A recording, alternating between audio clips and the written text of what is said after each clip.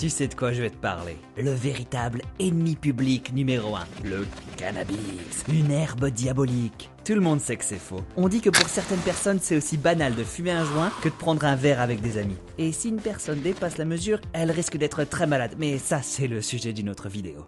En tout cas, la consommation est maintenant légale pour les personnes de 19 ans et plus, mais il y a un flou qui entoure la conduite lorsqu'on est gelé. Pas mal de gens pensent que c'est pas aussi dangereux de fumer avant de prendre le volant que de prendre une bière ou une autre boisson, mais tiens-toi bien, les décès sur la route sont plus nombreux chez les personnes qui ont pris de la drogue que chez celles qui ont bu. Eh oui, c'est vrai que bien des drogues peuvent diminuer les capacités, mais écoute ça, un jeune sur 4 qui est tué dans un accident de la route avait consommé du cannabis. Et un adolescent sur 4 qui consomme du cannabis dit avoir conduit dans les 2 heures après avoir fumé. Ben voyons donc, même gelé, tu vois bien que c'est pas une très bonne idée. Une voiture, ça pèse près de 2 tonnes et ça se transforme en engin de mort quand on a les facultés affaiblies. Quand t'es gelé, t'es pas en état de conduire. Et si tu prends le volant, tu risques la mort.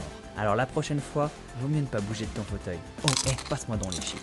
Pour de plus amples renseignements, va sur www.parachutecanada.org/SNSAV.